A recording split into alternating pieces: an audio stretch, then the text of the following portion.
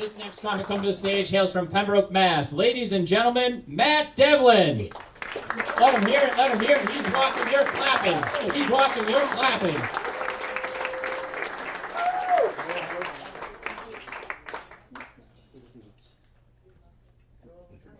Don't you hate it when you wake up in the morning?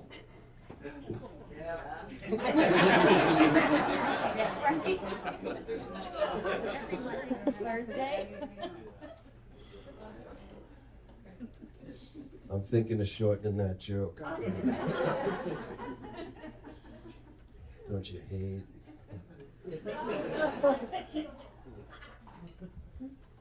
Before I got into stand-up comedy, I was a stripper. And then one night, this big bird-looking motherfucker threw a bunch of coins at me.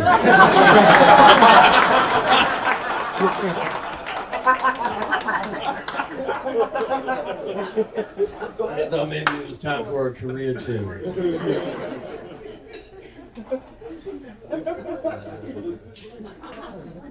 There was a teacher in the room in the back corner. She raised her hand.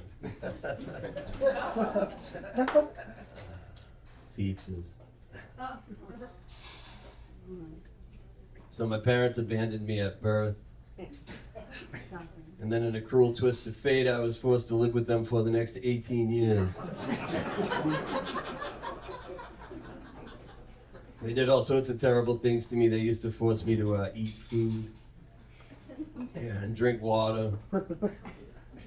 Habits I carry to this very day. And try as I might, those cocksuckers kept me alive. But on nights like tonight, I'm really glad they did. This is marvelous. Thank you.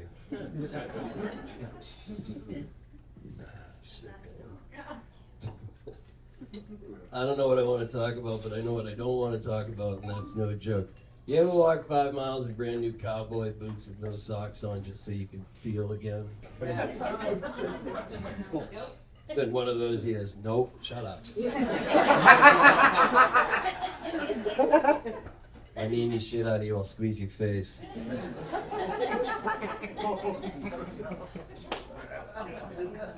Where were we? Oh yeah, gun control. You want to see assault rifle reform in this country, somebody's going to have to shoot up a pet store.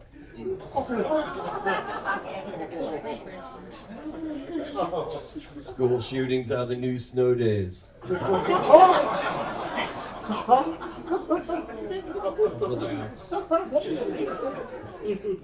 That's a global warming joke.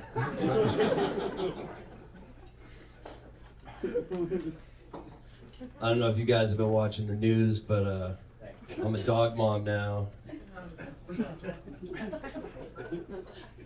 I was on a cross-country road trip and I was driving through Texas and I stopped at a liquor store because I was on a cross-country road trip and I was in Texas.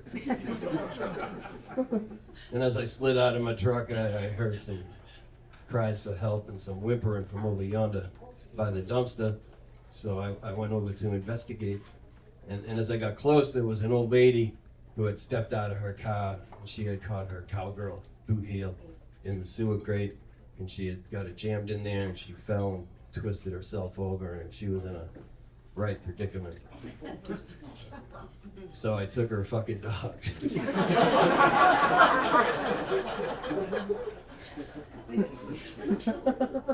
That's not exactly true. I was on a cross-country road trip, and I was driving across Texas, and I stopped for gas, and when I got into the station, this skinny old lady smoking a cigarette next to the pump. She says,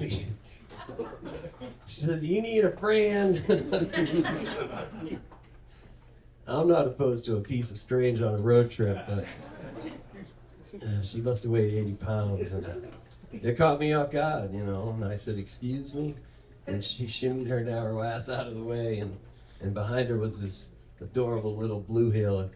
And I was like, yeah, shit, I don't need responsibility. I look like this. I do this for a living. I used to be a stripper, and now I do this. I don't want responsibility, you know. And the dog looked up at me and he said, "Where you headed, man?" I said, Boston. He said, let's roll. I was like, oh, man. There's going to be some rules. He said, what's up? And I said, all right, so every 20 minutes for the next 4 days, you got to drop a turnip fat for the ages. He said, I can do that. And I said, and if you're not doing that, you're asleep. And if you're not doing that or asleep, I want to hear you deep throating yourself. He said, I can do that. I said, in about 400 miles, we're going to stop at a big old Love's truck stop. And you're going to jump out of the fucking car when I open the door. There's going to be an old lady. What are you doing?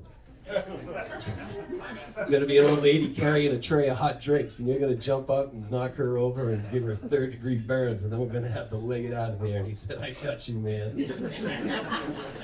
And now I have a dog. His name is Diogenes of Texas, El Bandito. But he goes by Merle. And I don't want to hear about your dog after the show. I don't care. You got a dog. Whoopty shit. I'm not a dog person. I'm not a dog person. I'm not even a person. Well, mine's a rescue. Mine's a death row stowaway. He nearly sent me back a hospital bill, so good for you and your dog. You guys, I don't know what I'm doing up there. Shimmy over, Eric's coming through.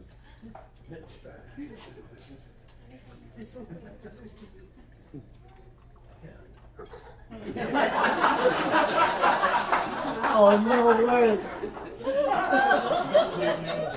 Love you, Eric. That Jeffrey Dahmer was a sick fuck, huh? You know, he used to make out with dudes.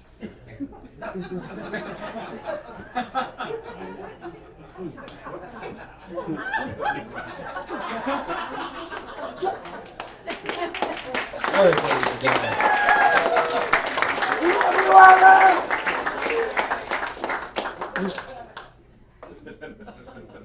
Oh, shit. I love it when people say, how you doing? I can't ever say anything in the way of a complaint. If you ever ask me how I'm doing and I don't just say, fucking grand, you've got my permission to punch me in the face. I'm getting paid to do this. So I was talking to this cop, and I didn't know he was a cop. As far as I can tell, he was just another dude sitting at the bar getting all drunk at 10 o'clock on a Tuesday morning.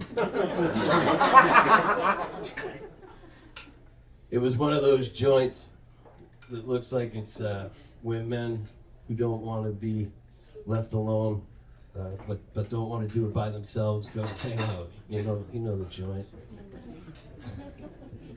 And he led with that age-old icebreaker. He said, so what do you do? And I said, I'm the president of the New England chapter of the International Freshwater Predatory Fish Appreciation Association. And he said, what? I said, I'm a stand-up comic. He said, oh, that must be hard. I said, I'll tell you what's hard. What's hard is telling people you're the president of the New England chapter of the International Freshwater Predatory Fish Appreciation Association. With a straight face. Drunk on a Tuesday morning. And I think he got it. He said, yeah, but it must be hard, like you can't say anything anymore. Everybody gets all butthurt, and everybody gets all pissy and butthurt and offended. And I said, no, man, people have always been butthurt and offended. It's just now, these marginalized groups and the minorities, they got a platform in the community and they got a voice and they're standing up for themselves. And I think that's kind of cool. And he didn't get that. He goes, yeah, but everybody gets all fucking butthurt and all twisted up. And I'm like, you're getting butthurt about people getting butthurt. What's that say? And he kind of got that. And he said, well, so what's it like? And I said, shit, man. I go, most nights, people think I'm a hero. I always get to ruin at least 1 or 2 people a day. I can drink on the job. Check's always clear. What do you do? He said, I'm a cop. I said, so you get it? And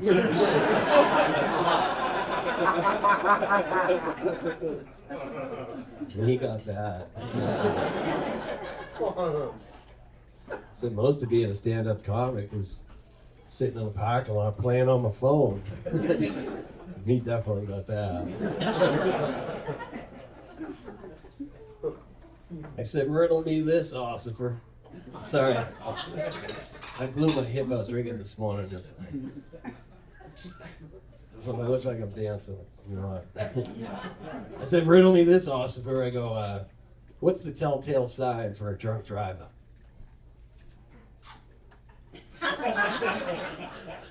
He said, you got your windows down and you're doing the speed limit. I said, just like that? He said, just like that. Windows down, cruise control set. I go, so what you're telling me is windows up and speed? And he said, yeah.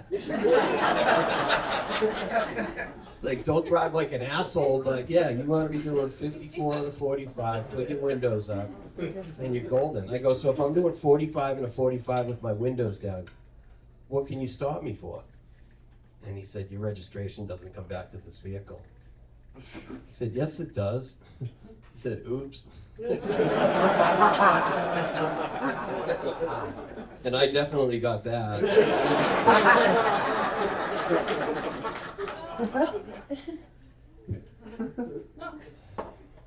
My girlfriend says I'm afraid of commitment. I said, look at this fucking beard.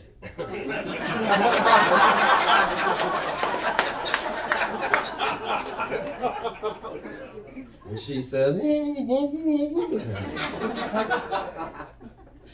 didn't even look up. And it's not so much that I'm afraid of commitment, it's just that I ran some photos of her through that age progression software. And I'm pretty sure I don't want to be around too much longer. You'd think I was shallow. I didn't grow a beard, for the record. I just quit shaving.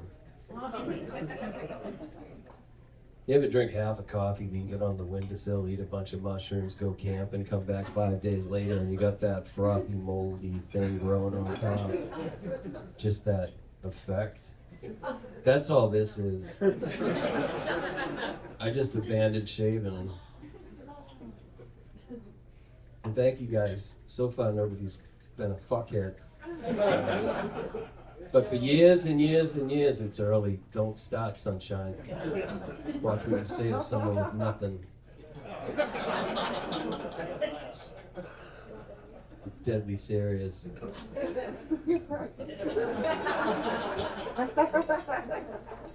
Can't have the First Amendment without the Second Amendment.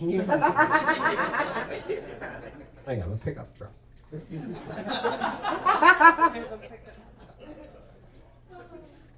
What was I talking about? I'm sorry. Thank you. Gun control. Should we do gun control again?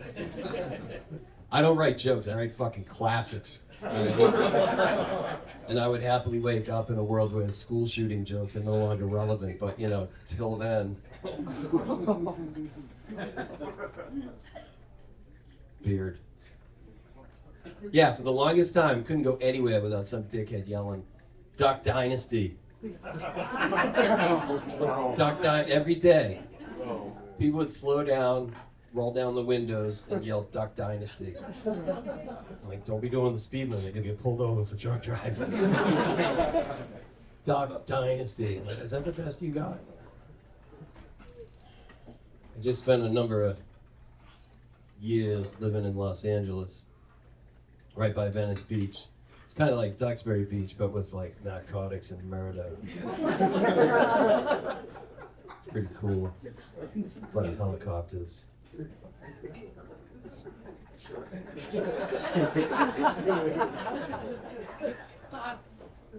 And there was this homeless guy who lived in my neighborhood. Get it? He lived in my neighborhood. And his name was One Shoe Chris. And he was black as a hockey puck, built like a porta toilet. His name was Chris. We were friends.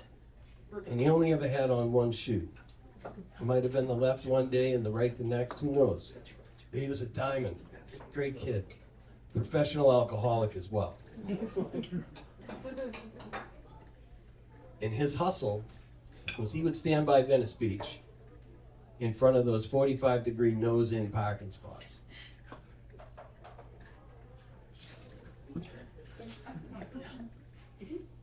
And he would direct in traffic. You can land a plane in these fucking parking spots. There's One Shoe Chris. Like air traffic control. And then he put his hand out. And he made bank. Fleecing tourists, helping them get into these parking spots. And I used to drink at a bar right across the street from his workplace. And one day I'm outside having a cigarette, because I'm grown up. And this black BMW with the yellow plates, you guys know what it's like down the Cape and Plymouth, and you start seeing those yellow plates. Fuck me. This New Jersey and New York dickheads are filtering into town. And sure as Kentucky Fried shit, this black BMW rolls up, yellow plates, and Chris is there helping this guy. And as a typical New Jerseyan, what, you want fucking money for this? And Chris didn't, he was zen, man. He just kept his hand out, smiled. Get the fuck out of here, move.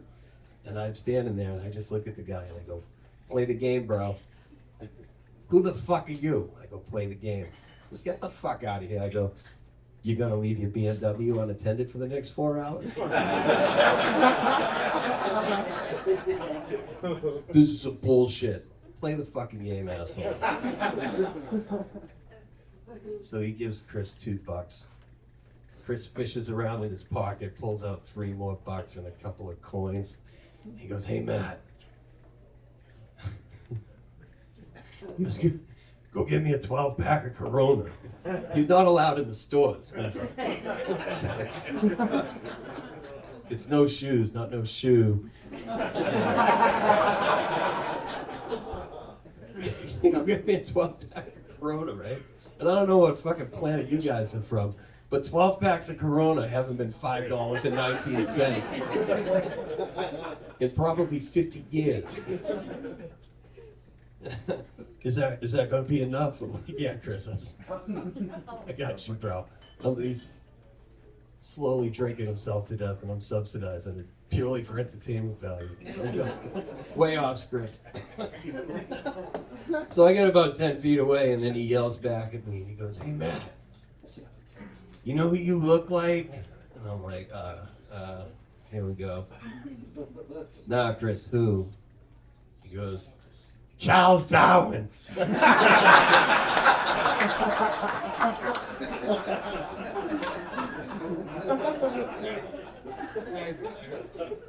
Either that or Fat Jesus. He goes, get me a lime. I got you, bro. That's a true story. So I'm on the beach digging a grave, and this cop pulls up. He says, what are you doing? I said, digging a grave. He says, for who? I said, whom? He says, what are you, a comedian? I said, no. He says, if I come back and this hole's any deeper, you're under arrest. I said, I'll just dig it wider. He said, what? I said, nothing. It was a workout routine. I had a big long-handled spade, and I would left hand, right hand, short grip, long grip, full body workout. Highly recommend it. It beats going to the gym and looking at dickheads and listening to shit music. And I felt like having a conversation about why the LAPD has semi-literate dickheads driving Toyota Tacomas up and down the beach with guns on their hips. But he wanted to talk about the hole. And,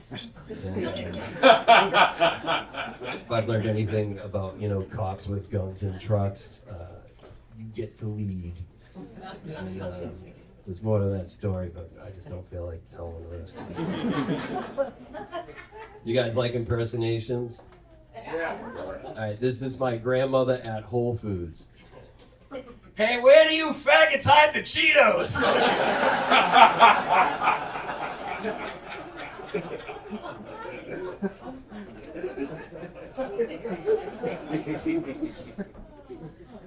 I'm told that if you're doing an impersonation and you're quoting somebody in public, it's perfectly acceptable to use the word Cheetos. I didn't vote for Kamala Harris because I hate women.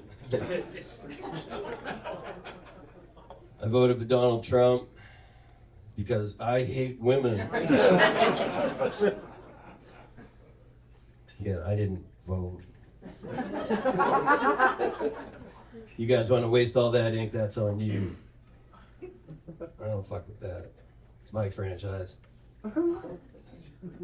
I vote down ballot stuff. I'll make sure that the strippers and the bartenders still get their money. Make sure the school committee gets fucked out of dough. So Pooch can write $500 gift cards. I vote for sheriffs and judges, the people that are really going to have an effect on my life. I don't fuck with presidents. And that's not exactly true. I've been penciling in Larry Flint for decades. Yeah, if all this shit that we tell each other is true about what's important, Larry Flint, working since the age of 6, served in the Army and the Navy, took a bullet on the courthouse stairs for the First Amendment. Larry Flint. Somebody said to me, isn't he dead? Yep.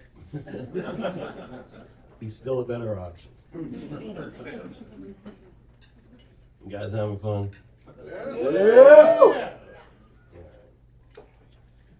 I'd like to leave you all with a parting thought. You're all gonna die. It's true, man. It's gonna happen one day. You'll inhale, exhale, and that's gonna be it. And shortly after that, people are gonna go through your stuff. Have a nice life.